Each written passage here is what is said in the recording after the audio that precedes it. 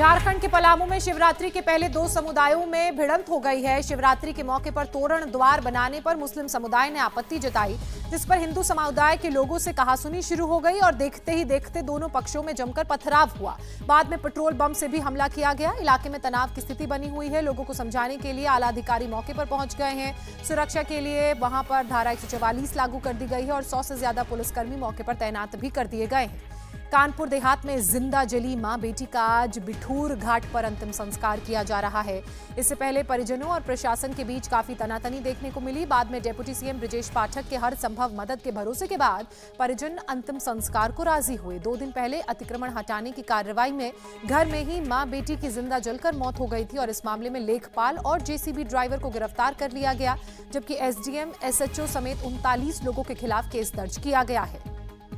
Freedom app से सीखकर आपने पौधशाला की शुरुआत की है क्या? अगर ऐसा है तो आप अपने पौधों को 1 करोड़ फ्रीडम ऐप के जो ग्राहक हैं उन्हें बिना किसी खर्चे के आप उसे बेच सकते हैं।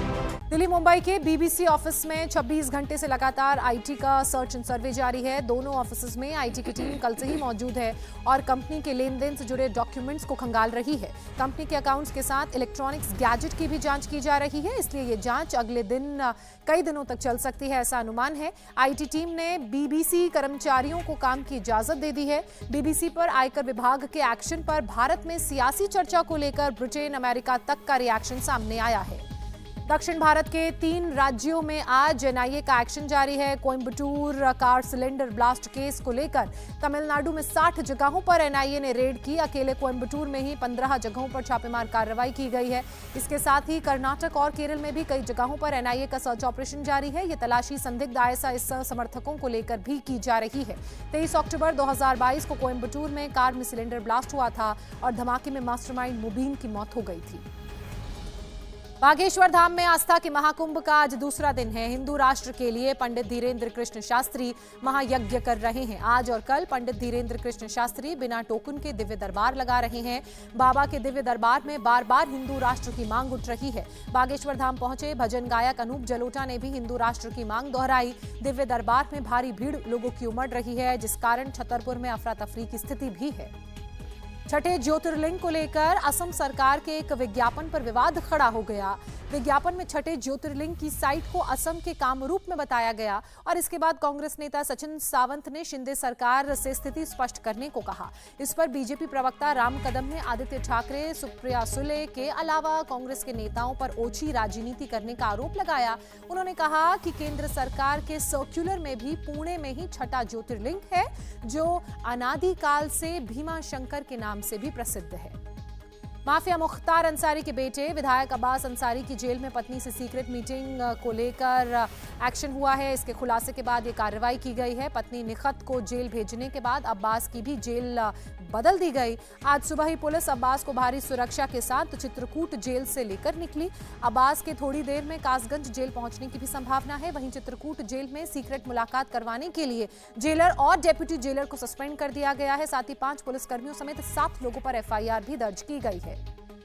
दिल्ली में आज फिर बुलडोजर का एक्शन चला। आज सराय काले खां इलाके में अवैध रूप से बने रैन बसेरों पर बुलडोजर चलाकर उन्हें ध्वस्त किया गया। सुप्रीम कोर्ट ने आज सुनवाई के पहले इन्हें ध्वस्त कर दिया। रैन बसेरों में रहने वाले लोगों ने पुनर्वास पर सुप्रीम कोर्ट 22 फरवरी को अब सुनवाई करेगा। वहीं दिल्ली के उपराज्यपाल वीके सक्सेना ने मेहरौली और लाडोसराय में डीडीए के अतिक्रमण विरोधी कार्रवाई पर अगले आदेश तक रोक लगा दी है। फ्रीडम ऐप से सीखकर आपने पौधशाला की शुरुआत की है क्या? अगर ऐसा है तो आप अपने पौधों को 1 करोड़ फ्रीडम ऐप के जो ग्राहक हैं उन्हें बिना किसी खर्चे के आप उसे बेच सकते हैं।